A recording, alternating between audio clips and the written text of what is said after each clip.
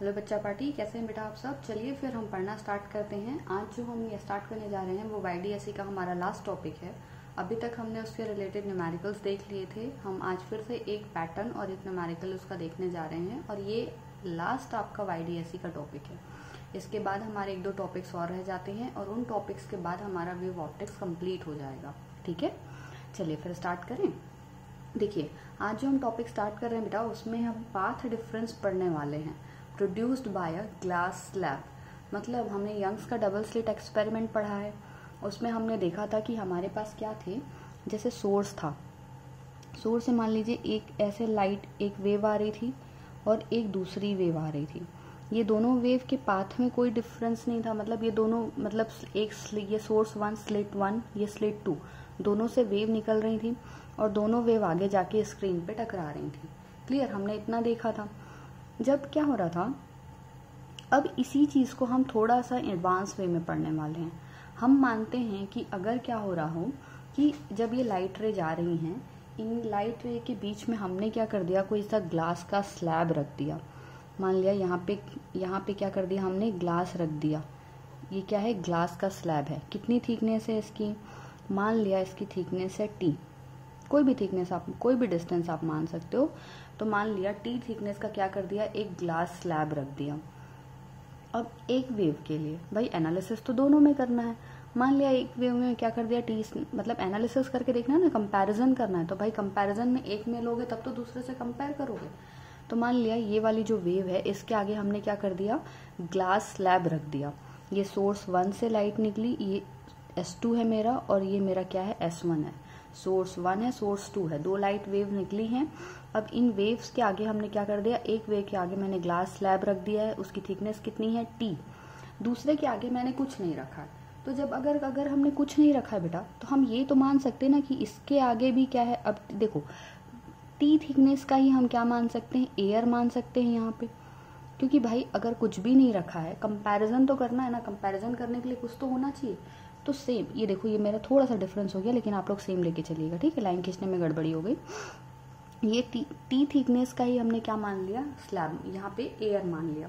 ये वाला क्या है, ये वाला जो है ये ग्लास है, ठीक है। ये क्या है बेटा, हमारा ग्लास स्लैब है और ये वाला हमारे पास क्या है, एयर है, एयर का स्लैब है। सपोज कर लिया हमने, कुछ नहीं था बस, तो इसलिए मान लिया कि यहाँ से यहाँ तक में एयर है। टी थिकनेस में एयर, टी थिकनेस में ग्लास। क्लियर, अब इतना समझ में आया। देखिए, अब यहाँ पे अगर हम स्पीड की बात करें एयर स्लैब में, तो एयर में लाइट की स्पीड या वेव की स्पीड क्या होती है भाई। एयर में तो C पढ़े हो आप लोग, C से डिनोट करते हो 3 × 10⁸ मीटर पर सेकेंड, है ना। आपने एयर में वही पढ़ के रखे हो। अब देखो, अब जैसे ग्लास स्लैब है, तो ग्लास स्लैब है मतलब मीडियम है। अब इसमें स्पीड क्या हो जाएगी, चेंज हो जाएगी। तो डेफिनेटली C तो नहीं रहेगी, कोई दूसरी स्पीड रहेगी। तो मैंने मान लिया वेव की स्पीड क्या हो गई, V स्पीड हो गई। क्लियर, यहाँ पे स्पीड C, यहाँ पे स्पीड क्या मान लिया, V। अलग अलग क्यों लिया, एयर पे स्पीड अलग होगी, मीडियम में स्पीड डेफिनेटली वेव की क्या होगी, अलग होगी। इतना समझ में आया, ठीक है। अब ये क्योंकि मीडियम है, इसका डेफिनेटली कोई रिफ्रैक्टिव इंडेक्स भी होगा। तो इसका रिफ्रैक्टिव इंडेक्स मैंने मान लिया μ1। एयर का रिफ्रैक्टिव इंडेक्स 1 होता है, तो इसलिए वहां पे रिफ्रैक्टिव इंडेक्स कंसिडर करने की जरूरत नहीं है। एयर का रिफ्रैक्टिव इंडेक्स क्या पढ़ा हमने, 1 पढ़ा हुआ है, और इसका रिफ्रैक्टिव इंडेक्स हमने क्या मान लिया, μ। ठीक, तो रिफ्रैक्टिव इंडेक्स हो गया μ, वेलोसिटी हो गई v क्या है, velocity of wave in the medium. Clear, इतनी सब चीजें समझ में आई। चलिए, अगर इतना समझ में आ गया तो आगे बढ़ते हैं। ठीक, अब एक मेरे को बात बताओ, रिफ्रैक्टिव इंडेक्स को हम क्या लिख सकते हैं। हम रिफ्रैक्टिव इंडेक्स का फॉर्मूला क्या पढ़े थे, C/V, यही पढ़े थे रिफ्रैक्टिव इंडेक्स का फॉर्मूला। भाई अगर किसी ग्लास स्लैब के लिए रिफ्रैक्टिव इंडेक्स लिखना है, किसी भी मटेरियल के लिए रिफ्रैक्टिव इंडेक्स लिखना है, तो हम उसको क्या लिखते थे, speed of light divided by speed of light in that medium. ऐसे ही लिखते थे रिफ्रैक्टिव इंडेक्स। ये दोनों को डिवाइड नहीं किया है मैंने, डेफिनेटली नहीं, ठीक है। अगर हमने ग्लास स्लैब का ही रिफ्रैक्टिव इंडेक्स लिखना है तो हम कैसे लिखते थे, speed of light divided by speed of light in that medium. तो ये आप अगर भूल रहे होंगे तो एक बार आप रिवाइज करके आइएगा पुराना। क्लियर है, तो रिफ्रैक्टिव इंडेक्स को हम क्या लिख सकते हैं, μ = C/V लिख सकते हैं। क्लियर, इसके बाद एक बात बताओ, अगर मैं ये बोलूं कि डेल्टा टी टाइम पे, चलो कंपैरिजन करना है तो डेल्टा टी टाइम पे कंपेयर करते हैं। डेल्टा टी टाइम के लिए क्या लिख सकते हो आप लोग, देखो डेल्टा टी चाल बराबर दूरी बटा समय पढ़े हो, तो टाइम इधर आ गया, तो ये क्या हो जाएगा, डिस्टेंस कितना है, टी है। ये देखो ये टाइम है और ये डिस्टेंस है ना, कंफ्यूज मत होना। बुक में भी यही लैंग्वेज यूज किया था, यही वर्डिंग यूज की गई है, इसीलिए मैं यही सिग्निफिकेंस यूज कर रहा हूँ। तो डेल्टा टी ये क्या है बेटा, ये आपका टाइम है, ठीक है, और ये आपका क्या है, थिकनेस है। क्लियर। तो यहाँ पे डिवाइडेड बाय में क्या आ जाएगा, वेलोसिटी v। अभी हम एयर इसके लिए लिख रहे हैं, ग्लास स्लैब के लिए। ग्लास स्लैब के लिए अगर ये वाला फॉर्मूला लगाया तो डेल्टा टी टाइम पे T distance, T divided by क्या हो जाएगा, v। टी क्या है, डिस्टेंस कवर्ड है, v क्या है, वेलोसिटी है। क्लियर हुआ। ठीक, अब देखो यहाँ से v को रिप्लेस कर सकते हो क्या, v रिप्लेस हो सकता है, क्या लिख सकते हो, v को c बाय म्यू लिख सकते हो। तो इसको क्या लिख दिया, v, इसकी जगह में लिख दिया c डिवाइडेड बाय में म्यू, तो म्यू ऊपर चला जाएगा। तो finally delta T is equals to मेरे को क्या मिल जा रहा है, एक फॉर्मूला मिल जा रहा है, that delta T is equals to T mu by C. ये मैंने लिख दिया डेल्टा टी टाइम पे, इसके लिए फॉर्मूला, किसके लिए, ग्लास स्लैब के लिए। अब यही चीज आप इसके लिए लिख के देखो। इसके लिए अगर हम देखें तो क्या हो जा रहा है, देखो डेल्टा टी, फिर से वही लिखना है भाई, टाइम टेकन तो सबका सेम ही है। तो टाइम हो गया, टाइम, दूरी कितना कवर है, टी डिस्टेंस ही कवर करेगा ये भी, क्योंकि देखो हमने डिस्टेंस तो सेम ही लिया है। मतलब ये बोलना चाहिए, सॉरी, डेल्टा टी टाइम पे डिस्टेंस कवर्ड या थिकनेस कवर्ड, इसके लिए लिखना चाहोगे तो क्या हो जाएगा, या फिर इसके लिए हमको डिस्टेंस नहीं पता, ये मान के चलो, इसके लिए हमने थिकनेस माना, इसके लिए डिस्टेंस मान लो, चलो डिस्टेंस निकाल के देखते हैं। तो डेल्टा टी हमने टाइम को कांस्टेंट माना है, तो टाइम हमने कांस्टेंट रख दिया, डिस्टेंस कवर्ड हमें नहीं पता, इसके लिए स्पीड क्या है, c। तो डिस्टेंस कवर्ड क्या लिख सकते हो, c into delta T. Clear, कुछ समझ में आया क्या किया। देखो क्लियरली मैं एक बार फिर से बताती हूँ। यहाँ पे हमने माना कि डेल्टा टी टाइम के लिए, इसके लिए हमने माना कि टी डिस्टेंस कवर किया है ना, लेकिन इसके लिए तो हमें नहीं पता ना, इस दोनों की स्पीड अलग अलग है, तो हम डायरेक्टली इसका डिस्टेंस को हम टी नहीं मान सकते। ठीक है, तो हम कोशिश करते हैं ये फाइंड आउट करने की कि भाई इसके साथ क्या हो रहा है। तो डेल्टा टी टाइम तो दोनों, भाई ये अगर डेल्टा टी टाइम में टी डिस्टेंस कवर कर रहा है, तो ये डेल्टा टी टाइम में कितना डिस्टेंस कवर कर रहा है वो फाइंड आउट करने की कोशिश कर रहे हैं। तो delta T is equal to distance upon में स्पीड, डिस्टेंस कितना आ जा रहा है, सी इंटू डेल्टा टी। अब ये डेल्टा टी में ये डेल्टा टी पुट करके देखो क्या आ रहा है, तो देखो क्या जा रहा है, T into mu by C, C C cancel out आ जा रहा है, इसका टी कितना आ रहा है, टी इंटू म्यू। तो मतलब समझो दोनों के डिस्टेंस को देखो कितना कवर हो रहा है डेल्टा टी टाइम में, कुछ समझ में आ रहा है। अगर अब मैं बात करूं कि ग्लास स्लैब के कारण डिस्टेंस कवर्ड कितना है डेल्टा टी टाइम में, तो डेल्टा टी टाइम में जो ग्लास है, ग्लास के जो वेव है, वेव क्या कर रही है बेटा, ग्लास में कितना डिस्टेंस ट्रैवल कर रही है, टी डिस्टेंस ट्रैवल कर रही है, और जो वेव है वो एयर में कितना डिस्टेंस ट्रैवल कर रही है, T into mu distance travel कर रही है। तो कौन सी डिस्टेंस ज्यादा है, कौन सा डिस्टेंस ज्यादा हो रहा है, टी की टी म्यू। भाई आपको क्लियरली दिख रहा है कि जो वेव है वो क्या हो रहा है, आपकी वेव जो है वो एयर में ज्यादा डिस्टेंस कवर कर रही है। अगर हम इसको ओवरऑल एनालिसिस करें तो हम ये देखें कि जो वेव है वो टी डिस्टेंस में, अगर वो वेव यहाँ तक पहुंची है, ठीक है, टी टाइम पे, अगर यहाँ देखो यहाँ तक तो सेम टाइम पे पहुंचेगी, यहाँ और यहाँ तक तो सेम टाइम पे पहुंचेगी क्योंकि कोई मीडियम नहीं है।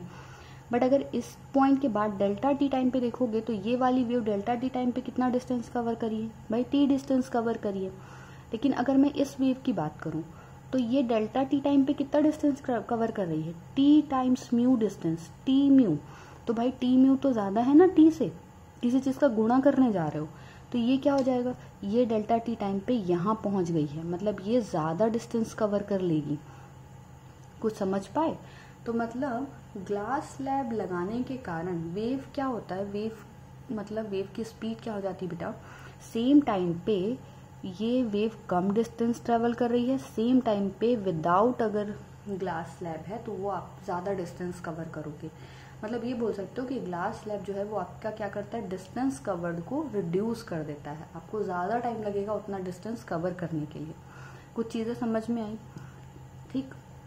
अब देखो, मतलब जब यहाँ तक थे तो हमारा कोई फेज डिफरेंस नहीं था, कोई भी फेज डिफरेंस नहीं था। लेकिन अब देखो डेल्टा टी टाइम के बाद एक यहाँ रह गया है और दूसरा यहाँ पहुँच गया है, तो अब दोनों में पाथ डिफरेंस दिख रहा है आप लोग को। भाई देखो, एक का पाथ यहीं तक है, दूसरे का पाथ यहाँ तक पहुँच गया, मतलब दोनों का ये क्या हो गया, पाथ डिफरेंस हो गया। एक वाला वेव यहाँ ही है और दूसरा वेव यहाँ पहुँच गया डेल्टा टी टाइम में, तो दोनों के बीच कितना पाथ डिफरेंस है, डेल्टा एक्स। अब ये दोनों का पाथ डिफरेंस आप कैसे निकालोगे? पाथ डिफरेंस कैसे पता चल जाएगा हम लोग को? सीधी सी बात है भाई, path difference is equal to delta X. अब डेल्टा एक्स आप सीधे सीधे बता सकते हो, यहाँ से यहाँ तक का डिस्टेंस कितना है, टी म्यू है, और यहाँ से यहाँ तक का डिस्टेंस कितना है, टी है। तो डेल्टा एक्स क्या हो जाएगा, म्यू टी माइनस टी, तो टी कॉमन, म्यू माइनस 1। तो मतलब क्या हो रहा है, ये आपका फाइनल पाथ डिफरेंस आ रहा है एक ग्लास स्लैब इंसर्ट करने के कारण। मतलब अगर हम क्या कर रहे हैं, ग्लास स्लैब इंसर्ट कर दे रहे हैं। क्या हम ग्लास स्लैब इंसर्ट कर रहे हैं बेटा? अगर हम यंग्स डबल स्लिट एक्सपेरिमेंट में किसी भी सोर्स के आगे अगर हम क्या करते हैं, अगर हम ग्लास स्लैब इंसर्ट कर देते हैं तो वो ग्लास स्लैब क्या करेगा, पाथ डिफरेंस लेके आता है। कितना पाथ डिफरेंस लेके आता है, delta x path difference create कर देता है। ठीक। और उस डेल्टा एक्स की वैल्यू क्या है, T into mu minus 1, where mu क्या है, ग्लास का रिफ्रैक्टिव इंडेक्स, टी क्या है, thickness of that glass slab. इतना वो पाथ डिफरेंस क्या कर देता है, क्रिएट कर देता है। समझ में आया कुछ? इतना समझ में आ गया? चलिए, अगर इतना समझ में आ गया हो तो अब हम आगे बढ़ते हैं। क्लियर है? देखो, थोड़ा सा वेट करना, क्योंकि मुझे आई गेस ये डायग्राम फिर से बनाना पड़ेगा। मैंने बहुत सारी चीज़ें वहाँ क्लमजी कर दी, क्योंकि हमें आगे फिर से देखना है। रात में बिना पंखे के रिकॉर्ड करना, मच्छर जान ले लेते हैं। डॉक्टर बनने वाले हो यार, मच्छरों के लिए भी कुछ करो, है ना। Please, it's a humble request कि जो भी है, मारना नहीं चाहते लेकिन कुछ करो यार, मच्छरों का मारना भी अच्छा नहीं लगता है। ठीक है, तुम लोग को पता ही है मैं कॉपी एंड पेस्ट में कितनी बुरी हूँ। तो यहाँ पे ये टी थिकनेस का क्या बन गया बेटा, ये बन गया हमारा क्या, ग्लास स्लैब।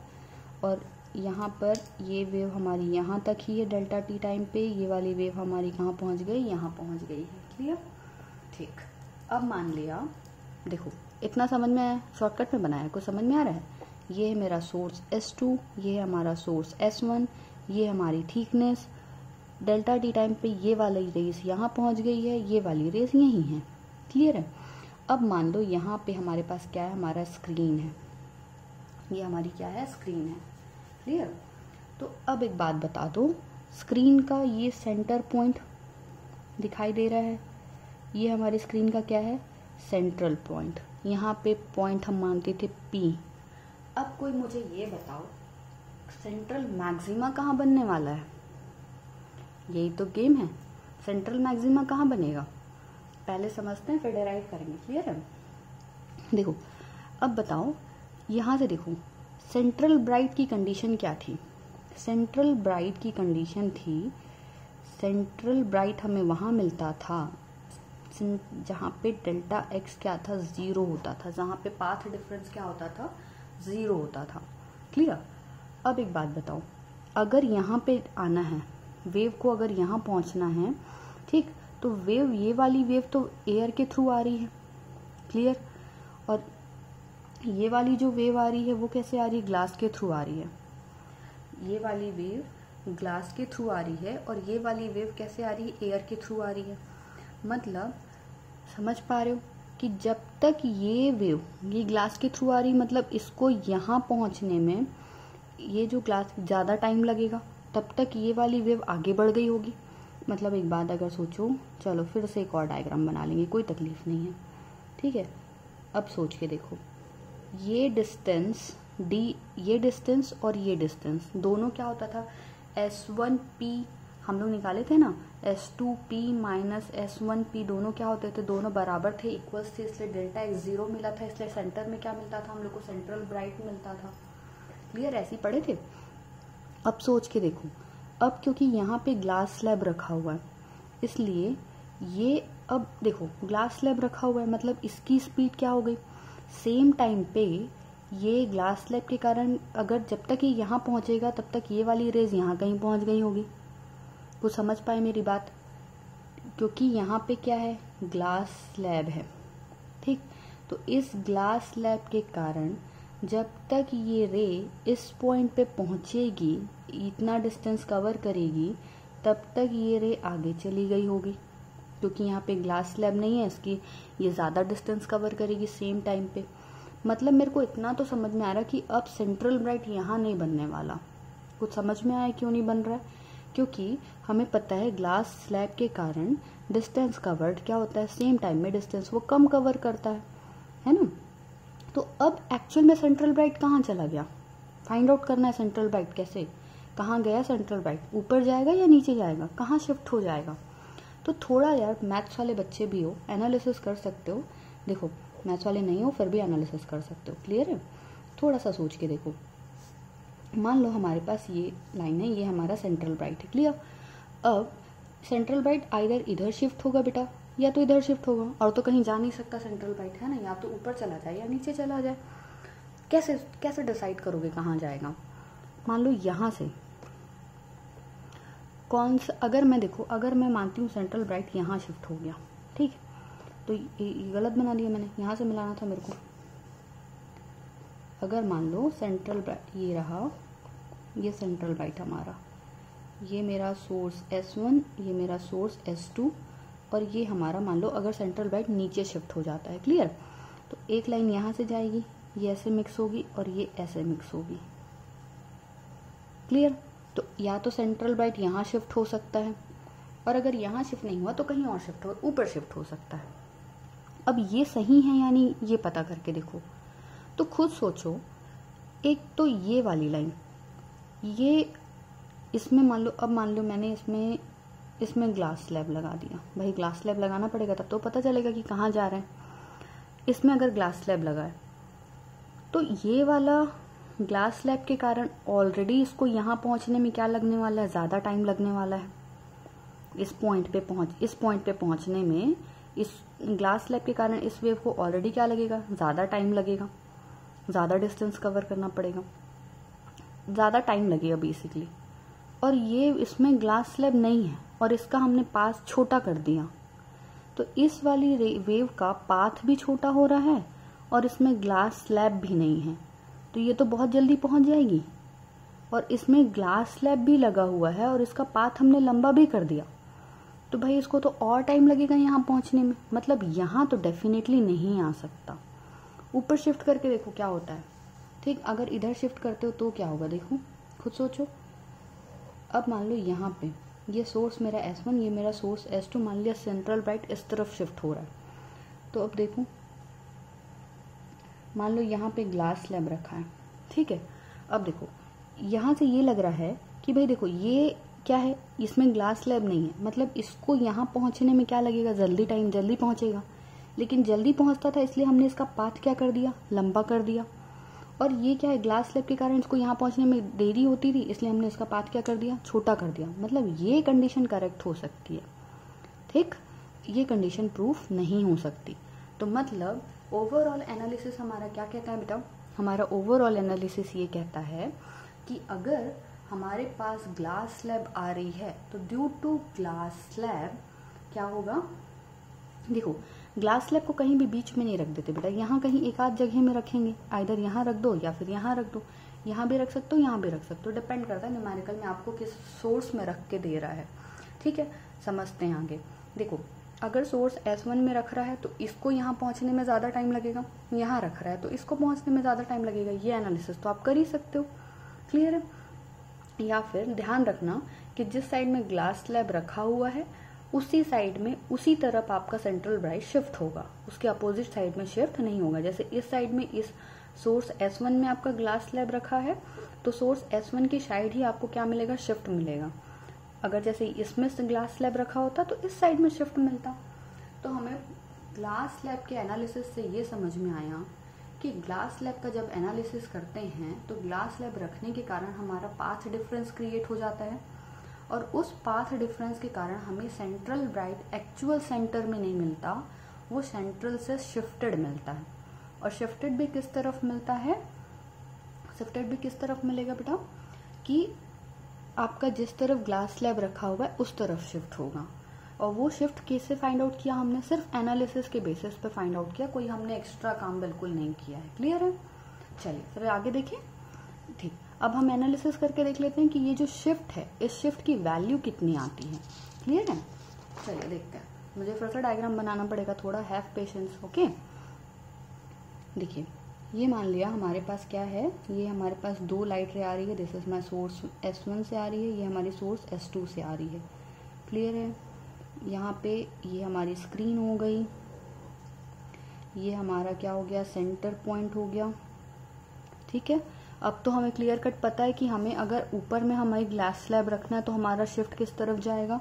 तो मैं ऊपर में ग्लास स्लैब रख रही हूँ, तो मतलब मान लिया यहाँ पे हमें क्या मान लिया, अगर मैं मान रहा हूँ कि हमें यहाँ पे ब्राइट स्पॉट मिल रहा है, सेंट्रल ब्राइट ना। पहले तो सेंट्रल ब्राइट यहाँ मिलता था, लेकिन due to glass slab central bright shift हो गया। कितना शिफ्ट होता है वही हमें फाइंड आउट करना है। तो मान लिया सेंट्रल ब्राइट हमें अब इस पॉइंट पे मिल रहा है, बी मान लो, कुछ भी मान लो, जो मानना है। तो ये पॉइंट यहाँ चला गया बेटा। अब लाइट रे यहाँ से निकली, ये लाइट रे यहाँ चली गई। क्लियर? इतना तो हम कर ही सकते हैं। ये वाला डिस्टेंस क्या होता था हमारा, कैपिटल डी। ठीक, ये वाले डिस्टेंस को हम क्या मान के चले थे, फर्स्ट ब्राइट का डिस्टेंस माना था। अब ये हमारे लिए सेंट्रल ब्राइट का डिस्टेंस हम मान रहे हैं, दैट इज वाई। क्लियर है? इतना समझ में आ गया। ठीक, अब एक बात बताओ, यहाँ से हमने क्या फाइंड आउट किया था, यहाँ पे हमने एक हमारे पास हमने ये ग्लास स्लैब लगा दिया, ये मैंने ग्लास स्लैब लगा दिया है। अब यहाँ से अगर हम परपेंडिकुलर ड्रॉप करें तो ये वाला एंगल थीटा होता है। ये तो आप अभी तक इतना सीख ही गए हो।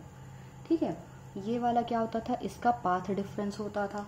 और ये डेल्टा एक्स की वैल्यू हम कितनी निकालते थे, डी साइन थीटा। ये हमारा इक्वेशन नंबर 1। अब ये एनालिसिस कैसे होने वाला है, देखो अगर मैं ये बोलूं कि जो ये डी एक्स है इसको मान रहे हैं वेव 1, वेव 2। वेव 2 जितना एक्स्ट्रा डिस्टेंस कवर कर रही है उतना ही अगर एक्स्ट्रा डिस्टेंस ये कवर करे, भाई ऐसा समझो कि डेल्टा टी टाइम पे, मतलब देखो क्योंकि ये शिफ्ट हो रहा है, शिफ्ट होने के कारण इसको कुछ एक्स्ट्रा डिस्टेंस ट्रैवल करना पड़ रहा है, उतना ही एक्स्ट्रा डिस्टेंस। अभी देखो ये क्योंकि धीरे हो गया, मतलब इसको जैसे समझो, जैसे हमने ये वाले डायग्राम में बनाया कि अगर इससे समझने की कोशिश करें। ठीक है, अगर मान लो यहाँ पे स्क्रीन है, ये स्क्रीन हो गई। ठीक, तो देखो जहाँ यहाँ पे ग्लास स्लैब रखा हुआ है, तो ग्लास स्लैब के कारण ग्लास स्लैब वाली वेव को यहाँ तक पहुँचने में अब एक्स्ट्रा डिस्टेंस ट्रैवल करना पड़ रहा है, इतना डिस्टेंस यहाँ से लेके यहाँ तक का डिस्टेंस। और जिसमें ग्लास स्लैब नहीं है उसको कितना, वो यहाँ पहुँच गई है तो उसको इतना डिस्टेंस ट्रैवल करना पड़ रहा है। मतलब किसको कम डिस्टेंस ट्रैवल करना पड़ रहा था, भाई डेल्टा टी टाइम पे ये वाली वेव यहाँ पहुँच गई क्योंकि इसकी स्पीड ज़्यादा थी, तो मतलब स्क्रीन तक पहुँचने के लिए इसको इतना ही डिस्टेंस ट्रैवल करना पड़ रहा, और इसको कितना डिस्टेंस ट्रैवल करना पड़ रहा, इतना डिस्टेंस ट्रैवल करना पड़ रहा है। तो इसका डिस्टेंस ज़्यादा है, इसका डिस्टेंस क्या है, कवर्ड है, कम है। मैंने आपको समझाते समय टाइम से समझाया, क्योंकि अगर डिस्टेंस से समझाती तो आप कंफ्यूज हो जाते, लेकिन अभी कॉन्सेप्ट समझाने के लिए डिस्टेंस भी थोड़ा सा बताना पड़ेगा। तो मतलब अल्टीमेटली क्या हो रहा है, स्क्रीन तक पहुंचने के लिए, बुक में इस लैंग्वेज में लिखता है स्क्रीन तक पहुंचने के लिए, क्योंकि इसको स्क्रीन तक पहुंचने के लिए इसको क्या लगेगा, ये वाली वेव को ज़्यादा डिस्टेंस कवर करना पड़ेगा और ये वाली वेव को क्या करना पड़ेगा, कम डिस्टेंस कवर करना पड़ेगा। समझ में आ रही है चीज़? तो सेम यही चीज़ होगी यहाँ पे। तो देखो इसको कुछ एक्स्ट्रा डिस्टेंस कवर करना पड़ रहा है यहाँ तक, और इसकी लंबाई बढ़ गई, इसलिए इसको भाई इसको इसके पास स्क्रीन है, तो मतलब ग्लास स्लैब है, तो ग्लास स्लैब के कारण इसको स्क्रीन तक पहुँचने के लिए एक्स्ट्रा डिस्टेंस कवर करना पड़ेगा। अभी तो देखा ना हमने कि ग्लास स्लैब के कारण वेव को स्क्रीन तक पहुंचने के लिए एक्स्ट्रा डिस्टेंस कवर करना पड़ता है, क्योंकि उसकी स्पीड कम हो जाती है तो उतने टाइम में वो कम दूरी ही तय करी रहती है। ठीक है, तो distance covered by this, extra distance covered by this and extra distance covered by this, क्योंकि इसकी दूरी हमने बढ़ा दी इसलिए ये कुछ एक्स्ट्रा डिस्टेंस कवर कर रहा है, और इसमें ग्लास स्लैब रख दिया इसलिए इसको कुछ एक्स्ट्रा दूरी तय करनी पड़ रही है। तो दोनों का जो एक्स्ट्रा है वो क्या है, बराबर करना पड़ेगा। भाई ये जितना दूरी एक्स्ट्रा कवर कर लिया, ग्लास स्लैब के कारण जितनी दूरी में कमी आई उतना दूरी इसने कवर कर लिया होगा उतने टाइम में, अगर दोनों बराबर हो जाए। देखो ग्लास स्लैब में स्पीड की कमी होने के कारण क्या होता है, कम दूरी तय होती है, मतलब इसको कुछ एक्स्ट्रा दूरी तय करना पड़ेगा। इसकी हमने दूरी बढ़ा दी इसलिए इसको ज्यादा दूरी तय करना पड़ेगा। अब दोनों का अगर डिस्टेंस कवर्ड बराबर हो जाए तो यहाँ पे हमें क्या मिल सकता है, सेंट्रल ब्राइट मिल सकता है। क्लियर? तो एक बात बताओ, ग्लास स्लैब के कारण पाथ डिफरेंस कितना आ रहा था? ग्लास स्लैब के कारण पाथ डिफरेंस कितना आ रहा था बेटा? वही तो आ रहा था ना, डेल्टा एक्स। क्या आ रहा था, टी टाइम्स म्यू माइनस 1। तो ये हमारा इक्वेशन नंबर 2 हो गया कि भाई पाथ डिफरेंस जो था, ग्लास जो था वो इतने का पाथ डिफरेंस दे रहा था, और ये डिस्टेंस इधर जाने के कारण ये डेल्टा एक्स का पाथ डिफरेंस दे रहा था। तो बाकी तो फिर दोनों बराबर ही हैं। यहाँ से यहाँ तक में किसका डिफरेंस है, ग्लास स्लैब का डिफरेंस है, इधर तो डेल्टा एक्स ही है। तो ये इसके कारण इंक्रीज और इसके कारण इंक्रीज, दोनों सेम हो जाए तो क्या हो जाएगा आपका, ये पता चल जाएगा सेंट्रल ब्राइट कितना शिफ्ट हो रहा है। ठीक, या फिर इतना लिख सकते हो, extra distance covered by wave 1 is to be, किसके इक्वल होना पड़ेगा, extra distance covered by 2, extra distance covered by wave 1 should be equals to extra distance covered by wave 2। अगर ये दोनों डिस्टेंस बराबर हो गए तो फिर तो हमारा सेंट्रल ब्राइट यहाँ मिल जाएगा। ठीक है, देखो dx सेम हो जाएगा ना, अगर इसके ग्लास स्लैब के कारण जो चेंज हुआ वो, और ये डिस्टेंस जो चेंज हुआ वो दूरी में आने के कारण, वो दोनों अगर बराबर हो गए तो। ठीक है, तो इसके दोनों का जो डिफरेंस है वो क्या है, d साइन थीटा है। ठीक, और यहाँ पे क्या है, t इंटू म्यू माइनस 1 है। ठीक, इतना लिख लिया। आप सभी को पता है कि थीटा जब स्मॉल होता है तो आप उसको क्या लिख सकते हो, टेन थीटा भी लिख सकते हो। तो हम अगर यहाँ से टेन थीटा निकालना चाहें तो क्या हो जाएगा, यहाँ से अगर आप टेन थीटा निकालना चाहोगे तो टेन थीटा हो जाएगा आपका y बाई डी हो जाएगा। आप तो टेन थीटा तो निकाल सकते हो y बाई डी। ठीक, ठीक है, अब देखो यहाँ से आपका टेन थीटा आ रहा है y बाय डी। ठीक, अब इन दोनों वैल्यू को हम पुट कर सकते हैं क्या, डेफिनेटली पुट कर सकते हो। बस आपको सिर्फ क्या करना पड़ेगा बेटा, वैल्यूज रिप्लेस करना पड़ेगा। टेन थीटा और साइन थीटा सब बराबर हो जाएंगे, तो इस वैल्यू को आप इस इक्वेशन में पुट कर दो तो क्या आ जाएगा, d into Y by D that is equals to T mu minus 1। ठीक है, तो अगर आप इसको लिखोगे तो ये क्या हो जाएगा आपका, y यहाँ से कितना आ जाएगा, t capital D mu minus 1 and divided by small d। ये वैल्यू आएगी हमारी शिफ्ट की, ये वैल्यू किसकी आएगी, हमारी शिफ्ट की।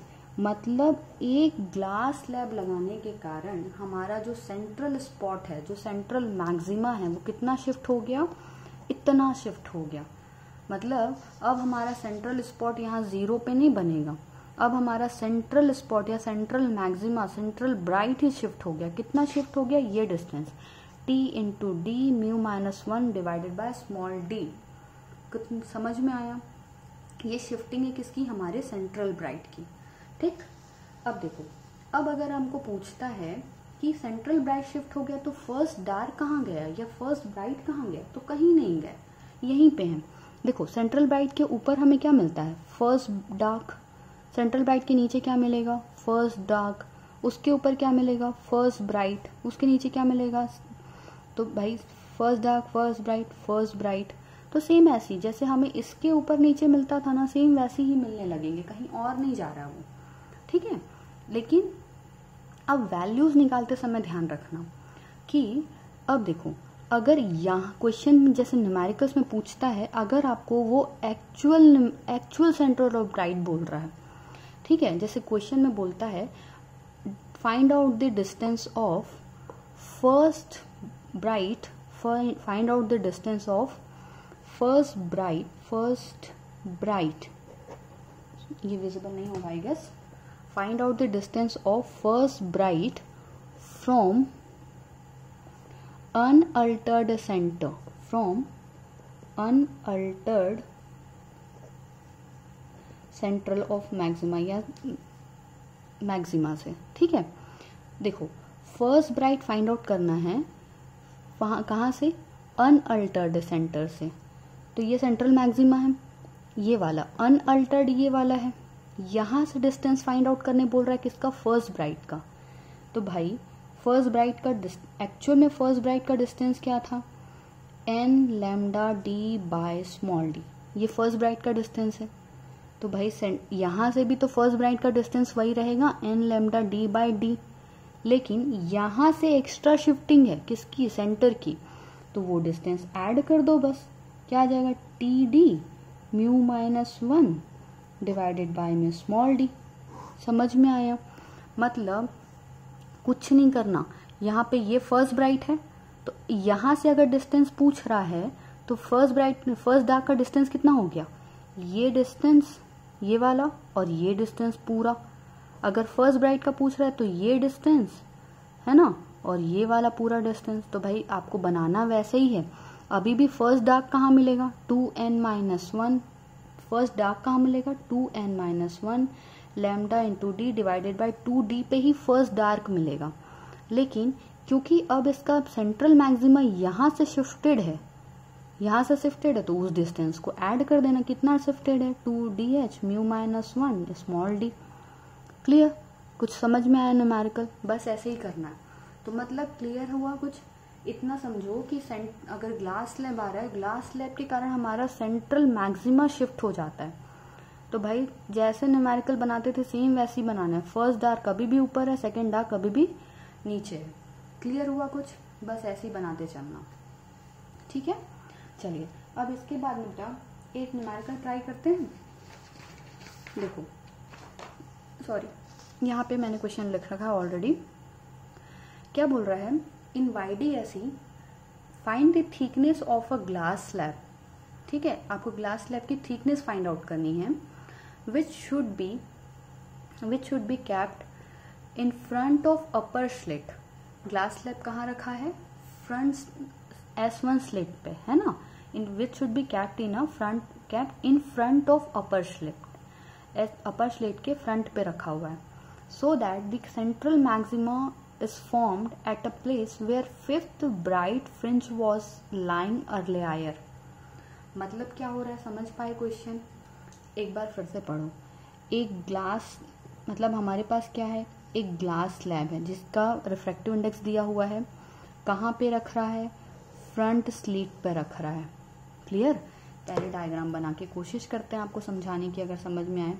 देखो ये हमारे पास ग्लास स्लैब, अब ये मान लो शिफ्ट यहाँ पे होगा, शिफ्ट क्योंकि शिफ्ट इसी साइड आएगा क्योंकि हम लोग S1 में क्या रख रहे हैं, ग्लास स्लैब, ठीक। तो ये लाइन हो गई, ये हो गया, इतना सब बना लिया डायग्राम। स्लैब कहाँ रखा है, स्लैब जिस साइड रखा है शिफ्ट भी उसी तरफ बनेगा। क्लियर हो गया, ठीक। अब क्या बोल रहा है क्वेश्चन में कि central maxima is formed at a place, central maxima is formed at a place where fifth bright fringe was lying earlier before inserting the slab। मतलब कौन से प्लेस पे है ये, सेंट्रल मैक्सिमा, जहां पहले स्लैब इंसर्ट करने के पहले फिफ्थ ब्राइट फ्रिंज थी, यही बोल रहा है। The central maxima is formed at a place where fifth bright fringe was lying earlier before inserting the slab। Clear? तो अभी सेंट्रल ब्राइट का लोकेशन हम अभी फाइंड आउट किए हैं। क्या लोकेशन फाइंड आउट किए बताओ, फॉर्मूला कहाँ गया, ये हमने अभी ग्लास स्लैब के कारण सेंट्रल, देखो सेंट्रल ब्राइट का लोकेशन ये है, यही है ना, और क्वेश्चन में क्या बता रहा है कि ये लोकेशन कहाँ पे है, जहाँ पहले फिफ्थ ब्राइट फ्रिंज बना था। तो मेरे को एक बात बता दो, पहले फिफ्थ ब्राइट कहाँ बनेगा? फिफ्थ ब्राइट बनेगा n lambda d divided by में d पे। ये कौन सा है? ये मैंने कहाँ लिख दिया पता नहीं, इसको मैं ऐसे डिवाइड कर देती हूँ। ठीक है, तो फिफ्थ ब्राइट फ्रिंज कहाँ बनने वाला है? फिफ्थ ब्राइट फ्रिंज बनेगा आपके n lambda d by d में, मतलब 5 lambda d by small d में। यहाँ पे फिफ्थ ब्राइट बनेगा अगर हमारे पास ग्लास स्लैब नहीं है उस केस में। ठीक, तो अब ग्लास स्लैब जब लगा दिया तो सेंट्रल ब्राइट इसी प्लेस पे शिफ्ट हो गया। ठीक है, तो मतलब सेंट्रल ब्राइट का जो फॉर्मूला है हमारा वो इसके इक्वल हो जाएगा, सीधी सी बात। सेंट्रल ब्राइट कहाँ मिलना है? T इंटू डी, क्या हो जाएगा बेटा? T into D mu minus 1 divided by में small D should be equals to 5 lambda D by small D. अब देखो कैलकुलेशन भी कितना इजी है, D cancel out, D cancel out, क्या बच रहा है? टी। थिकनेस तो फाइंड आउट करनी है, म्यू क्या दिया हुआ है? 1.5 minus 1 that is 5 into lambda. Lambda is giving 5000 angstrom, angstrom यानी 10 to the power minus 10 metre में निकालते हैं। ठीक है, अब कैलकुलेट तो आप कर ही सकते हो, 5 इंटू 5030 गया तो ये 10 टू द पावर कितना हो जाएगा? 5 into 10 to the power minus 7 divided by में 0.5, ये 1.5 माइनस 1, तो टी कितना आ जाएगा तुम्हारा? 5 इंटू 5 इंटू में ये 5, तो एक और ऊपर चला जाएगा 10, तो ये हो जाएगा 10 to the power minus 6 divided by में 5 कैंसिल आउट, क्या आ जाएगा answer? 5 into 10 to the power minus 6, या फिर लिख सकते हो 5 माइक्रोमीटर, जितना भी आप लिख सकते हो। ठीक, तो जो आपकी थिकनेस आ रही है ग्लास स्लैब की वो 5 माइक्रोमीटर आ रही है। तो कुछ समझ में आ रहा है आप लोग को न्यूमेरिकल्स? आई होप थोड़ा बहुत आप गेन कर रहे होंगे। एक बार और डेफिनेटली इस वीडियो को पढ़िएगा, समझती हूँ? ठीक है, आराम से हैव पेशेंस और पढ़ाई करिए। ठीक, इसके बाद देखो एक छोटा सा टॉपिक, क्योंकि आज मेरे को वाइडिया से कंप्लीट करना है, एक हम टॉपिक और देख लेते हैं जो इसी से लिंक्ड है। ठीक है, देखिए एक क्वेश्चन और आता है जो कहता है find out the number of shifts. क्या बोलता है? Number of fringe shifted, number of fringe shifted. ठीक है, ये मैंने कहाँ लिख दिया? सॉरी, दिख रहा है। ये क्या होता है ना, जब मैं कैमरे में ध्यान दे देती हूँ ना तो मेरा लिखना गायब हो जाता है, और जब लिखने बैठती हूँ तो कैमरा गायब हो जाता है। थोड़ा सा करना पड़ता है, कैसे करोगे? देखो नंबर ऑफ फ्रिंज शिफ्टेड, अब इसमें कैसे होता है बेटा? ये पूछना चाह रहा है एक्चुअल में कि जब ये दो स्क्रीन हैं, यहाँ पे क्या है हमारा? Central bright, that is my point P. Clear? जब ये सेंट्रल ब्राइट यहाँ पे पहले यहाँ बनता था, अब central bright due to glass slab कहाँ शिफ्ट हो गया? ये डिस्टेंस y पे शिफ्ट हो गया। क्लियर? तो अब ये क्वेश्चन में हमसे पूछता है कि कितना भाई ये जो सेंट्रल ब्राइट कितने फ्रिंज शिफ्ट हो गया। भाई आप लोग फ्रिंज विड्थ पढ़े हो, एक फ्रिंज का विड्थ की देखो, ये कितने फ्रिंज शिफ्ट हुआ मेरे को नहीं पता, हो सकता है 5 फ्रिंज शिफ्ट हुआ हो। फ्रिंज मतलब कितने फ्रिंज और आ गए इसके बीच में। ठीक है, तो मान लो अगर मैं बोलूं number of fringe shifted, number of fringe shifted is equals to number of fringe shifted is, अगर मैं लिखना चाहूँ इसको, अगर मैं लिख दूँ टोटल शिफ्ट या फिर शिफ्ट ऑफ सेंट्रल ब्राइट, ये शिफ्ट ऑफ सेंट्रल ब्राइट मतलब ये वाला distance divided by fringe width.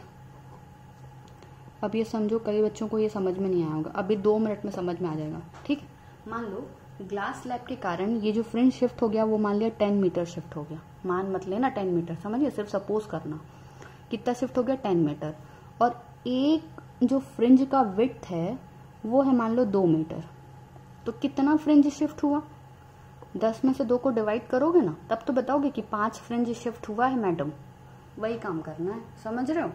तो ये टोटल फ्रिंज शिफ्ट कर दिया, shift of central bright divided by fringe width. तो फ्रिंज विड्थ मतलब एक फ्रिंज का विड्थ।